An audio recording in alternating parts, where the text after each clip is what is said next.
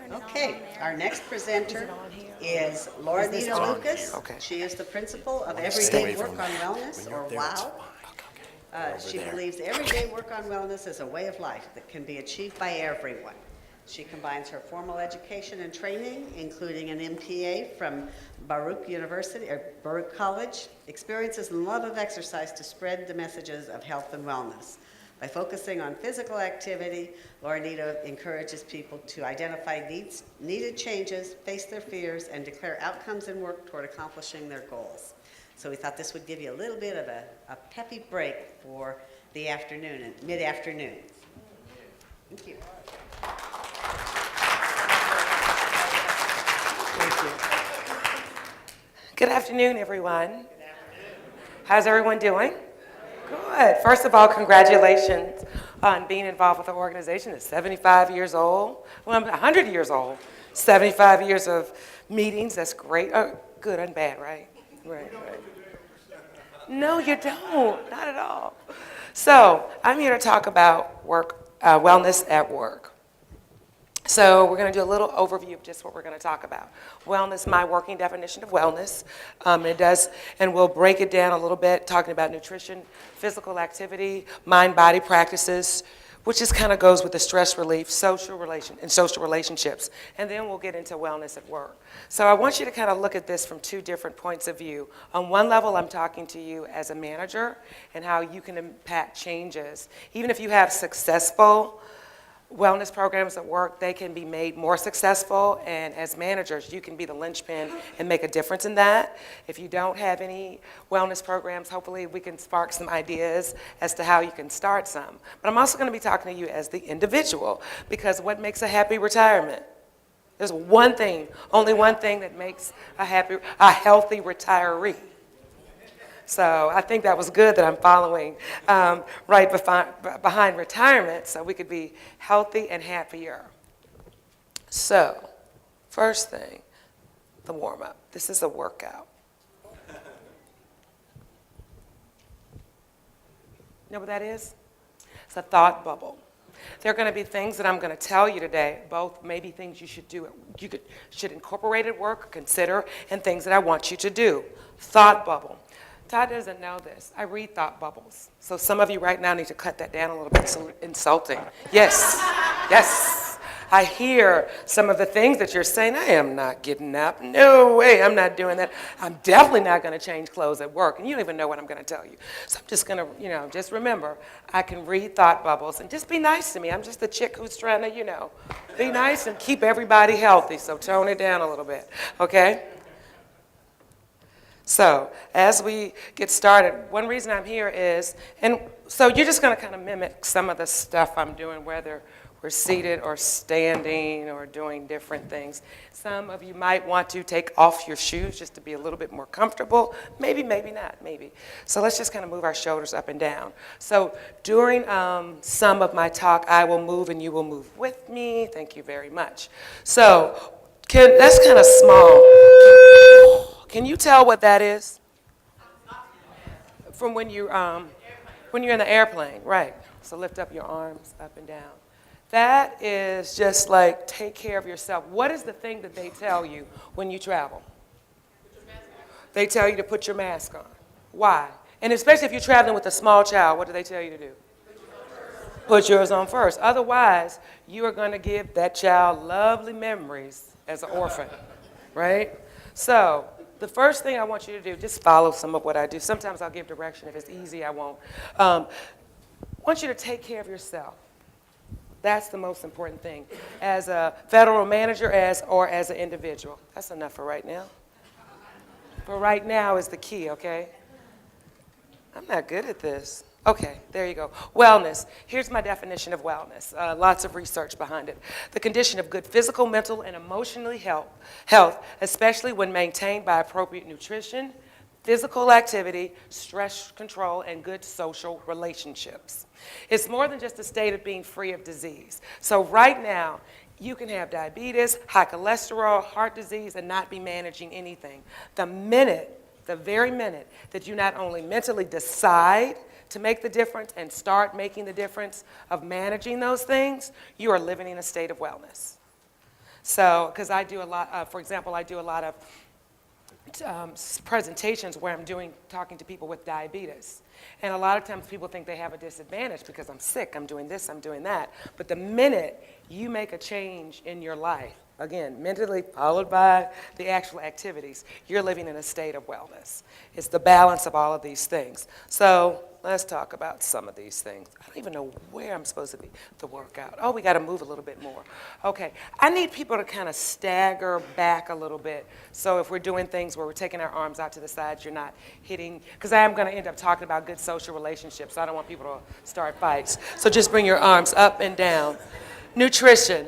One of the things we're talking about is balance of all of these things. Balance of all of these things. So maybe we might do a little movement, and who knows, we might deserve that cookie that we're going to get at 3:15 after that presentation. So we're going to maintain a regular scheduled meal. That's important for people at work. How many people, and you can close your eyes. Everybody close your eyes because I want the honest truth. I'm going to keep mine open. Who has a regular schedule for their meals at work? Regular schedule for meals at work. Okay, open your eyes, because I want people to be honest. That's the thing. Give me a little bit more of this. You want to have that regular schedule of your meals. And we'll talk about a little bit more nutrition when we get into the actual wellness at work component. Okay, that's enough for right now. Avoid these things during periods of stress, especially at work. This is so funny. Well, we can avoid alcohol. I hope we agree on that one. I don't know. But caffeine and foods high in sugar, those are the things that are hard to avoid at work, but that's what we really want to avoid at work, is the caffeine and the foods high in sugar. The caffeine and the sugar both give you these rushes that don't last. Things that are going to stick with you a little bit more. I have keep healthy snacks handy. Almonds, carrots, things like hummus. The Ziploc bag and the pre-packaged snack are our best friends. It's controlled. Get you some Ziploc bags on Sunday, load them up with almonds, 7 little bags, you're done. A lot of it we think we don't have enough time to do these things, but if you really just take a little time once a week, you can get to it. Physical activity. It's almost everything good is coming out of physical activity. And I tell people that my favorite student, now get this, my dad and I are really close. He's 83. But he's a couple of months younger than my favorite student, who's 83. So poor thing, he calls me from Houston all the time, and he's like, I exercised today, am I your favorite student? She is still alive. No.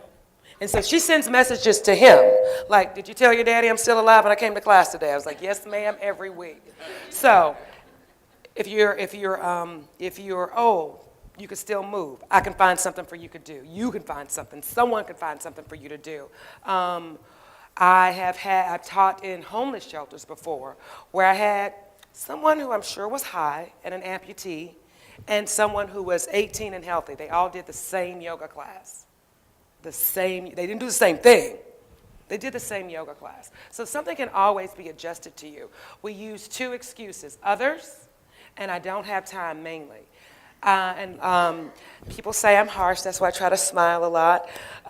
But let's say in my diabetes program, when people tell me, one woman who was on her path to taking 2 shots a day, she said she could not find the time to exercise because she had to prepare meals for her family. Found out her family, these people are like in their teens. And I told her that was very admirable that she was taking care of them now, because the trajectory that she was on, she was probably going to be an amputee soon. So good, they can take care of you. So when we say we're taking care of others, are we using that as an excuse? And we're not putting on that mask first. So we kind of want to think of that with physical activity. You've got to get some movement, even if it's 10 minutes a day. There are studies now that for the truly sedentary, at work, if you just get up and stand up 10 minutes a day for the truly sedentary, that's how much movement can make a difference. You can start to improve your health outcomes. But the thing is, the more you do, the more you have to do. So you can't stay at that. I'm standing up and typing. You can't stay there. But that first move can make a difference. It improves your mood. You increase your muscles and muscle mass. It strengthens the heart. Things like if we live in the flu season and all of that, a stronger heart will help stave off things like colds and flus, or if you do catch them, because we still might catch them, it'll make it stronger, your heart stronger, so you can fend it off more. One of my friends, an older gentleman, one of my friend's fathers, he did the whole traveled a lot, drank a lot, smoked a lot for years. Changed his lifestyle for about 15 years. Everything was just perfect. But unfortunately, that 15-year change was kind of later on. He still had the stroke. The doctor was even talking to the family that was flying in and said, oh, don't worry. Don't worry about coming in at all. He's going to bounce back. Now, because of all the stuff he did in the past, he had the stroke. Because of the stuff he did in his most recent past, he was able to recover. So it kind of goes back to that wellness definition. We can always make a difference in what we do. Everybody stand up. Because we're talking about mind-body practices. Everybody's might think I want you to relax. Now, I don't. So just do a little bit of marching in place. So there are things, one form of exercise is a mind-body practice. Yoga and meditation are just two that I'm highlighting, because these are two things. Do those arms up again for me. Those are two things that could be done at work. You don't need a shower for it. You don't need a change. You might need a change of clothes for yoga, definitely not for meditation. And there are a number of benefits.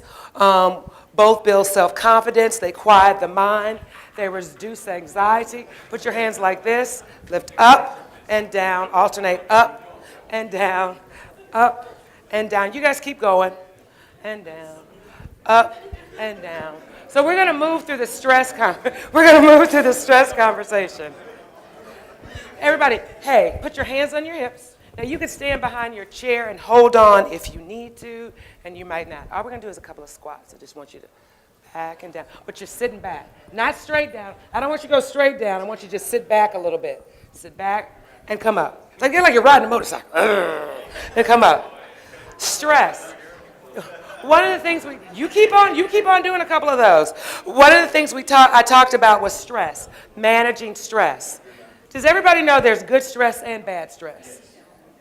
If we need some stress, if we don't have any stress in our lives, go ahead and sit down. If we don't have any stress in our lives would be like this all the time. Maybe I'll do that report, maybe I won't. Maybe I'll retire, maybe I won't. So we have to have some stress. It's what actually stress can help us enjoy things better. That's called the eustress. Eustress is good stress. It's what helps us stay motivated. It's what helps us meet the deadline, meet the goal. Now, when things become overwhelming, then that gets to distress. Symptoms can impact us both psychologically, physiologically. I just lost that word. Please excuse me. Symptoms can be things like higher blood pressure, tension. You really carry the tension like in your neck, in your body. Depression. Effects can be misuse of things, good things and bad things. Overeating, smoking, drinking, making poor decisions. That's where that comes in, kind of hits in the workplace a little bit, just making poor decisions. Poor decisions in life can impact work. Poor decisions at work can impact work. Social relationships, just what it says. That is part of wellness, being in good social relationships. So that means taking care of yourself, taking care of your family, friends, realizing that sometimes friends are extension of your family. But just make sure if you're it's like one of those things, the more you maintain friendships, the more friendship will be maintained with you. So that is really key, because we even though we might want to think we live on an island, we don't. And that's one of the things that helps to maintain stress, is a good social relationships. Kind of how all of that can fit together. There's a man who has asthma really, really, really bad. And like even as an adult, he would go to the hospital all the time. He decided to step back, look at his relationships, look at all of these things, and he realized that asthma was one of the best things that could happen to him. Because once he started to slow down, he was backtracking. Well, what is happening before I had these asthma attacks that sent me to the hospital? He realized he was getting a tingle in his throat. That was 3 days out. So at least he was able to do what he needed to do for 3 days. We kind of stopped going to that hospital. But then he started thinking, well, what is happening every single time I get this tingle in my throat? He realized he was not eating right, spending time with his family, and he was working too late. So by hanging out with his wife more and his kids, the tingle stopped, and then the emergency room visits stopped. So it's just a matter of just slowing down, because it just doesn't matter. There are only so many hours in the day. So do you want to spend them at the hospital? Or do you just want to slow it down and realize, well, I might work late 3 times this week instead of 1 time this week, but I'm going to manage. It's about balance. Back to the definition that I had, it's all about putting everything in balance. Everybody up again. Just because I want you up, that's why. So kind of step and see if you can give me just a little kick, just a little kick, just a little kick. So we're going to talk about wellness at work and some of the benefits of wellness at work. That's kind of small, but this is part of a CDC handout that's in your book. Pick up the knee. Pick up the knee. You want some music? No. Might make you work harder, right? We'll have music. We'll have some music in a little bit later. Keep going. Keep going. There are both benefits for employers and employees. Lower health care costs, we always want to cut the bottom line. Increase productivity, decrease absenteeism. There's also a thing that's called presenteeism. You know what presenteeism is? Do you want people who are just showing up? Or do you want people who are showing up and they're there? Do you want the people that are showing up and doing the work here? Can you touch your heel? Anything. Your ankle, your ankle, your ankle, your ankle. I said your heel. Your ankle, your ankle. If not, just touch some part of your leg. If all you're touching is your thigh, I'm okay with that too. We're going to touch something. As long as feet are lifting, that's good. That's good. Have a seat. So presenteeism kind of gets to all of this. And you know, there's an ugly word out there, sequestration, right? And it was interesting. I'm like, wow, I'm coming to talk to people about telling them to give people time off to do things who have a forced 20% off. That's gonna go over well. But still, even within that, maybe this is a time when we really need to encourage and foster those life-work balance programs. See how you could be innovative for people to, come in on their off times, or encourage them, we'll talk about different things you could do, like newsletters. What things, if this sequestration lasts a long time, what things that you put in place that can encourage people to still take care of themselves and not just focus on the 20%? Because if you're not going to have the 20%, you're still not going to have the 20%. So what can we do along the way to not make it more of a stressor? That if I'm someone who has diabetes, now I'm stressed, so I'm eating worse, so I'm eating more sugar, I'm eating more starch. So should sequestration be a pass to maybe take somebody from from just having pre-diabetes to diabetes? Is it going to take the person from taking a pill to a shot, from 1 shot to 2 shots, or do we manage things along the way? So that's kind of where we get with wellness. How do we manage things along the way? So there's a lot in the news, like I said, about the benefits of wellness at work programs. Higher productivity, like I said, less absenteeism, less turnover and attrition, higher morale. People just like, what is so funny, I have some wellness at work programs and people do not come to my classes, but I'm serious, they are so happy to see me. They're like, it's the yoga lady. They're glad that they have yoga at their job. So even some of the people who might not participate in the programs still do appreciate the programs being there. And I've talked to people when I say I do wellness at work, I never take advantage of that, but that's one of the things I like about my job. They might have outside gyms, and they might still be doing things. But believe it or not, active supportive programs really can make a difference whether everyone is participating or not. And just all the benefits that you would get from being in any wellness program. Those are the things that impact the employees. Everybody like this. Just squeeze in, feel in your chest, open your shoulder blades, squeeze in. So we're gonna do this the whole time where I'm on this slide, so you better hope I talk fast. So, how to start a wellness program at work. You need to be a detective. Identify your current workplace culture. Even if you want to expand things, don't be the place that wants to do a Zumba class in the middle of the day and you don't have showers. No. Everything I'm going to tell you are examples of things that I know have happened. Don't be that place, because, well, no one's going to want to go to a meeting that afternoon. We really won't have to do it this whole slide, but give me a couple of more of these, y'all, okay? When I say identify the current workplace culture, I really mean that. I have started programs where people wanted me to come in and teach things like yoga and Pilates, and there's no space. I've had to stop. Everybody come on, we're going to do 8 more. 8, 7, 6, 5, 4, 3, 2, and 1. You're not sequestered from exercise today, sir, 100%, okay? So you want to know what's going on. Maybe if you're new and you're gung-ho and you're in HR and you want to get this program started, see what happened in the past. There might be some reason where there's no yoga here or there's no class here. Or it could be some pitfall that they hit that is now solved. So before, especially if you're starting and or expanding, look to see what already happened. Be a sleuth. Even if you have programs going on, insurance companies are getting more and more savvy. A lot of times when I have like handouts, if they're like, there's this one wonderful handout that shows what happens to you when you drink a bottle of soda.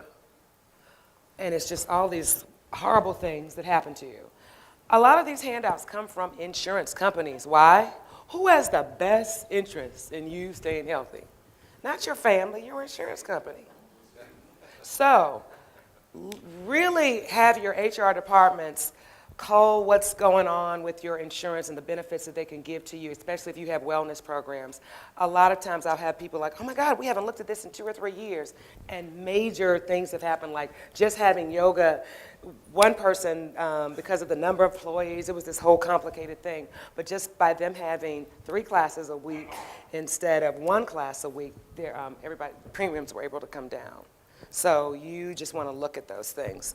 You want to be an innovator, create and develop new ideas and opportunities. Really listen to what people want and how you can incorporate that. We'll talk about some ideas. Be a reporter. Communicate wellness programs regularly. I was teaching at a gym that was down the street from one of my corporate programs. And so one girl had on a shirt with the logo on it. And I was like, oh, wow, cool. You know you guys have a lot of wellness programs there. And she said, yeah, we don't have as many, but I know we have yoga. And I was like, cool, you should try it. I'm the one who's teaching the yoga class. You should try it. And she said, oh, I've done it before, but nah. And I'm looking at her like, I know you. Like, we've been out to lunch. She's never done my yoga class. And I said, well, I just thought I'd play along. When was the last time you go? I really didn't like it. Now, granted, I am old, but I do not like the smell of patchouli. So she said, well, it was an old white woman who smells of patchouli. I am old. Don't think she's confusing me with the white woman, and I don't like patchouli. So I know it wasn't me. I had been teaching her for 6 months.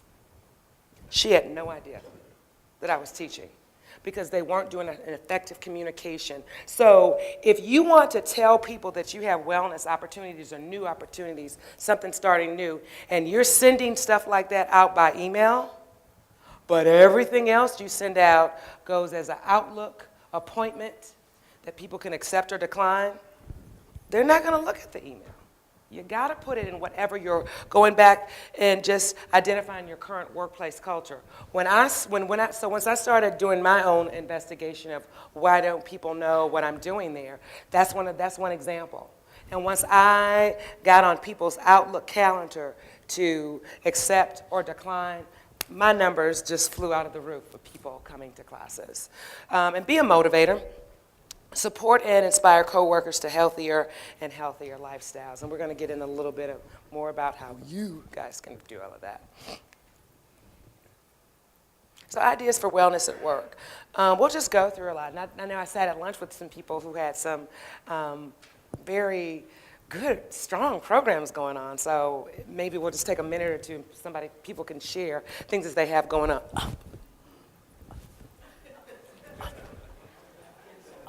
Spread out a little bit, spread out a little bit.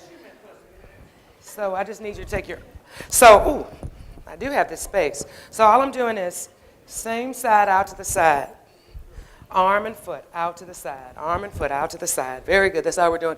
So do things like create newsletters. One of the handouts that I have is a newsletter. It's something very simple. It's something I wanted to share with you all, but you can create little newsletters that are just wellness newsletters. They can advertise things that you have going on. They can talk about the benefits of exercise. Someone shared with me that they had their health risk assessments and screenings at work. That is one of the best things. Somebody, their blood sugar was like 600, didn't know it, went sent straight to the hospital, but guess how they found out? A screening at work. So just imagine if you could be the person who puts things in place that can make a difference. We're going to do a couple of more. Whole brown bag workshops and lunches. Start walking groups. Have a seat. How many of you guys have vending machines and stuff at work? How many of you have healthy options, a lot of healthy options in those vending machines? I mean, really try to talk to whoever the vendor or whatever is and make the vast majority, not just the pretzels way down here and the Oreos are eye level. You know, the Cheetos and the Oreos are eye level, and there's the pretzels down there. I say it's better to take out the vending machine. Totally. Yes. Take it out as opposed to have it filled with the Oreos and the honey buns and the candy and all of those things. It's the kind of culture that you want to create. Sponsor, subsidize, or schedule on-site fitness classes. Once again, going to your workplace culture, what you can support, Pilates and yoga, and there's certain things you can do that won't require profuse sweating if you don't have the showers. If you do have the showers, if you do have the ability, schedule those classes too. Makes a big difference. Some classes might be, the Zumba type of classes might be better for late in the day, yoga in the morning, yoga in the afternoon. So find the appropriate classes for the appropriate time for wherever you work. Do things like whole smoking cessation classes, Weight Watchers. Like I said, some of the people I talked to, they said they do all these things. Do healthy recipe swap meets. We started this at one place where people were really just kind of, they might hear about this thing called TVP, depends on what side of the aisle you are when it comes to soy, but veggie chili, this, that, and the other. And people would actually bring in healthy recipes, and whoever went home and made the recipe, you know, people would get like a $25 gift certificate to Safeway if your healthy recipe was made by more people. But then what do? You're sharing information. You have people cooking more. People start to bring in whatever they cook to share. So, I mean, these are good ways to incorporate healthy eating. This week can be kind of fun and not a big burden to your day. Have whole diabetes management support groups. Use flex time policy to encourage exercise. Because that, once again, we go back to that time thing. So if people think that they have time to exercise, they might take the time. And one thing I have also is like post signs at key places to encourage wellness, such as take steps to a healthier life. Put that near the elevator, but change those, because take steps to a healthier life might be paid attention to maybe for a month, right? But then after a while, it's like, no, I much prefer the elevator. But find different things where you can play strategically to see if people can, you can make a difference. Two things I want to kind of go back to. One is that use flex time policy to encourage exercise. One of the reasons I'm dressed like this, as opposed to I was dressed earlier, who said it mean? Okay, I sat at the table with some people. I had on real clothes. I looked like you all. One of the reasons when I do presentations like this is you gotta get used to seeing people looking like this if they're going to participate in your wellness programs. It's not, oh, I know you gotta go to yoga. Make sure you come to my desk afterwards. You gotta encourage people. Hey, I'm not saying you have to do yay for them just because you see they change clothes. But I can't tell you, partners in a law firm, I'm gonna go down the back stairs. Like they do more exercise to sneak around sometimes not being seen in workout clothes than they do when they're seeing me. Like people come to class, whew, okay, hold on. I had to run up the stairs because I saw other people getting on the elevator. And it's the perception because people don't feel, it's not that they feel uncomfortable in what they're wearing, was what I'm finding. They don't want people to think that they're slacking off because they're exercising. Really? So you gotta be supportive. There are many subtle things you could do to be supportive to people. And so that's just flex time. That kind of gets with that. Letting people have the time during the day to step away. There are proven studies that people will be happier, more productive, all of these things, if they could feel encouraged in doing this. So how to manage the programs that you have. Encourage hiring managers. This is probably going to hurt people's ears, I hope not. Encourage hiring managers to emphasize wellness programs and in interviews at orientation. So at least you got your new people in. At least you got your new people. Identify people who are already participating in lunchtime activities or people who will be champions for you, people who already embrace that, and encourage them. Let them help you or HR develop the program in ways that work best. Our most successful programs are championed by people who are coworkers. And it does matter kind of what level. If you have someone more on a support level and someone higher up and they're both working on either end, it does make a difference in how people will participate in programs. Get buy-in from leadership. So kind of listen and assess attitudes. I just don't want people taking yoga. I don't want people changing clothes. I don't. At least know what you're up against, not just assuming that if we do this program, people are going to do it and it's going to be great. No.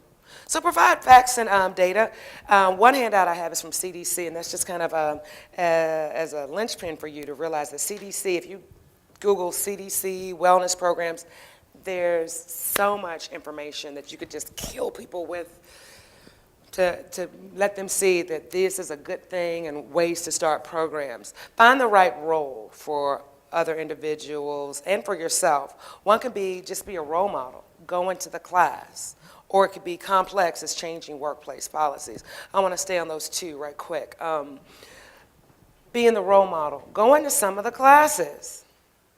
If you have like 30, 40, 50, whatever, I don't know, anywhere from 2 to 200 people reporting to you, if you go to a workplace wellness class, that is going to make a difference. They're going to think that it's safe. It's a safe place for them to go.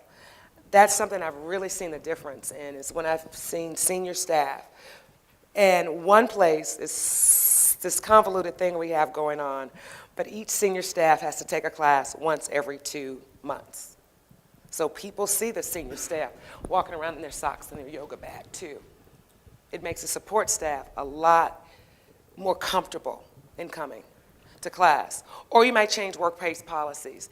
If you say that you have yoga at, does anybody know, what's the name of the room we're in right now? State. If you say you have yoga at 2:30 every Tuesday and it's in the state room, Todd shouldn't be able to bump me just because. That is one of the, that's something that almost has to become a policy, something that you're embracing. That's what I found a lot of times at places. it was all decided that yoga was going to be in this big, beautiful place that was on a roof, and it has all these windows, but people wanted to eat. And mind you, there's a place downstairs where you can eat, and there's a mid-level atrium too. It's like a 6-story building. But everybody wanted to be on the roof. The policy has to be that from 11:45 to 1:15, you cannot be on the roof because this is a value that we have. Or if people are in a diabetes support program, you can't always kick these people out because it's not the work of what we're doing. No, it's the work of keeping people healthy. So you want to do that. Up.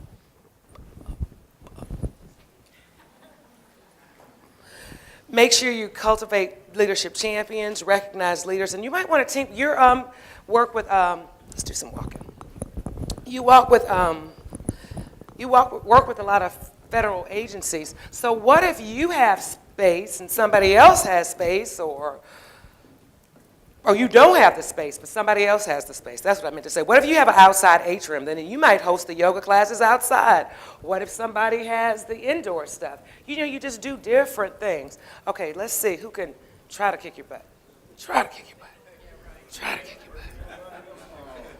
That yeah, right can go one or two ways. It can be, well, my butt is so big I can't help but kick it. Or it can be, I can't get my foot that high. I said try. I said try. I said try. Keep going. Keep going. Keep going. So, have a seat. So, wellness at work as a priority, it's all up to you all as managers. You can make the difference in what is going to happen. Who has effective wellness programs? I know anything that's like really innovative, just like, because one of the things is to share these type of things with others. Anybody want to share, maybe 2 or 3 people can share what you're doing?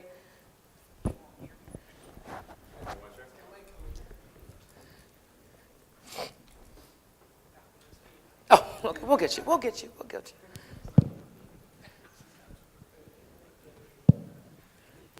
Okay, don't use me as the example, but at the Railroad Retirement Board, the agency that I'm from in Chicago, we have pretty much almost everything that was on that list. We have routine screenings. In fact, we just had our cholesterol, diabetes, cardiac screening. We have Weight Watchers. Like I said, don't look at me.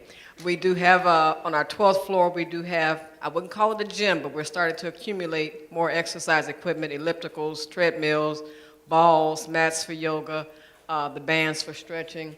And our nurse last year, Nurse Pauline, she won actually the Federal Executive Board award in the Chicago area, and we're from a pretty, as you imagine, from the Chicagoland area, where we're competing against much larger organizations than ourselves. We have less than 1,000 employees nationwide, but she actually won for our workplace wellness program that we have at our agency.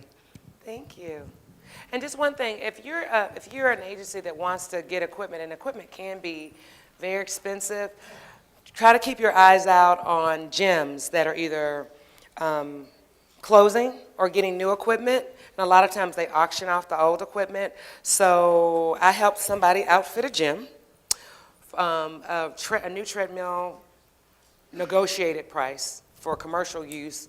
Will cost about $4,000, $9,000 for commercial use. I got her on average, 10 ellipticals for that $400. So, because it's going to auction. So you can get a lot of stuff cheaper like that, so that might be something to look at.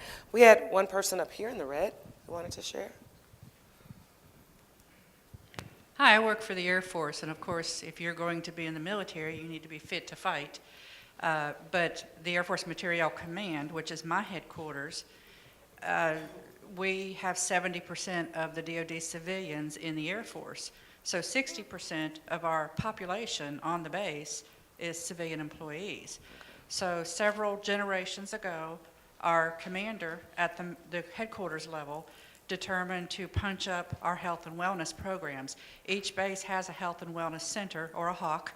They do all of those things that were listed and more, but we also, it was vetted through our unions and through all of our OPM processes and everything. Every civilian employee may opt to use 3 hours a week of duty time It's encouraged that they spread it across 3 days, and no more than that, because 30 minutes is tough to get any benefit. But the recommendation is 1 hour over 3 days for a total of 3 hours a week. You're not charged leave. It's actually PT time. Okay.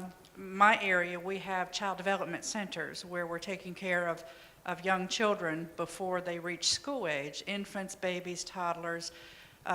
It's predominantly a women's environment, women's career field. Those ladies can't just leave. They've got to stay in the rooms with their children. So what I'm going to take back, we have a dynamo on the Hawk staff who is always looking for opportunities. I'm going to see maybe if she can do some education to these ladies for what they can do in their rooms. Perhaps during nap time, they have to input data at desks, at laptops, or they have to stand and prepare supplies for the afternoon while the children are down for naps. But perhaps while they're standing there, they can do some things. I don't know, but I know that a lot of people do use that PT time, and there are attitudes that they're looked at badly because they are leaving to go exercise, and we're so busy. And okay, now we're looking to furlough, a day a week for 22 weeks, and we're not going to get paid, and you want to go exercise. It's still out there, but I'm hoping in my flight I can try and make a difference, and I think Danny is going to love this. Good. Thank you. That attitude thing is the biggest thing. And you going to a class is even bigger. Especially if you're someone who, like one of my friends, known her for 5 years now, and she's gained 30 pounds. So 30 pounds under 40, it was kind of cute to say, I'm allergic to exercise, I love candy. 41, 30 pounds heavier or so, it's not as cute. Not as cute. I mean, it's not just it's not as cute as a look. It's not cute as health outcomes, because she does have different health, she does have different health problems now. What? Anybody else want to share? Okay. She's going to share just to stay up. So now we get to our cool down. Everyone, so give me some arms up and down. So there are a couple of things in life that you need to be able to do, and down. One is that squat, and we did some squats. One thing that happens with the squats is that when you do them combined with other things, you can get the heart rate up depending upon the frequency and if you have weights involved. But more than anything, you lose large muscles. That can help stave off things like Alzheimer's. Now, everybody, just take your hands up. And we're going to do this in stages, and you do only what you can. Bend over just a little bit, bend your knees, put your hands on your thighs. Every time we come up, I want you to pick up the belly first, then the chest, then the shoulders, then the head. Let's do that again. Inhale up. Hands to the thighs, bend over. Pick up the belly, the chest, the shoulders, head. Inhale up. If you can, put your hands right below your knees. I don't care how much you bend your knees. Pick up the belly, chest, shoulders, and the head. Let's do that one more time. Just hands to the shins. Belly, chest, shoulders, head. If you can, again, I don't care how much you bend the knees. Bend over and touch the toe. Belly, chest, shoulders, thighs. One more. Everybody go down. Go down, try to touch the toes. Belly, chest. All right, have a seat. One reason we want to think about your arteries. When people talk about hardening of arteries, guess what happens with hardening of arteries? You're stiff. One indication of to see what path you might be on for heart disease is if you can bend over. There's some people who can't. So we always want to keep that type of flexibility within you. So, okay. So good. I have 5 more minutes. If one of the things, as part of the cool down, just realizing some of the things that I talked about can be done in 10 minutes a day. We're going to do a little bit of breathing right quick. You could prepare, I sit in between class, I don't know where class came from. You could prepare healthy snacks. You could take vigorous walks. You could just breathe. So we're going to go through just a little exercise right now. Might want to take off shoes or just have your feet flat. I want everybody's feet flat. Belly lifted. If you can cue the music. Chest up and shoulders relaxed. Everybody kind of let your hands rest on your thighs. Heavy, real heavy. Close your eyes. And let yourself just breathe. Just breathe. Kind of realize that naturally, when you slow your breathing down, you slow your mind down. What does that mean? You're quieting your mind. You're not thinking about busy thoughts. And sometimes the busy thoughts can be so busy that we can't think straight. Sometimes if you're quiet, you actually might get an answer to a solution, to a problem, or you just might think it through and realize really that's already done. So you want to slow your breathing down a little bit more, just to get the effects of kind of calm the mind down a little bit. Then also bring your realization that a heavy body calms you down. So wherever you feel touching the chair, just feel it sink heavier, your butt, your thighs. Feel your feet heavier onto the floor, shoulders relax more from the ears, hands heavier on the body.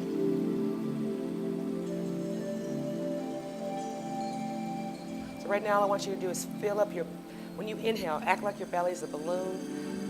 Fill up the belly, making the belly really big. Exhale, all I want you to do is just flatten the belly as much as you can. Take a long breath, flatten it. Inhale, big. Exhale, flatten.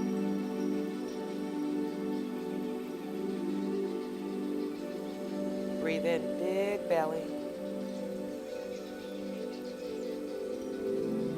Exhale, flatten, keeping the eyes closed. Just continue with that. So we're keeping the breathing slow.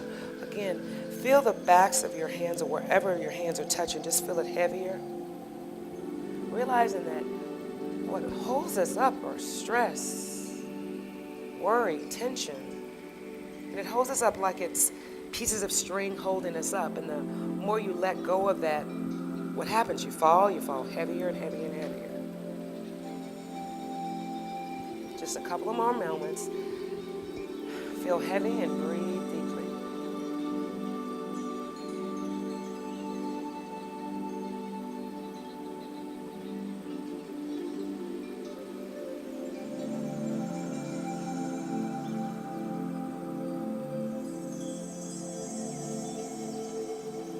Slowly open your eyes.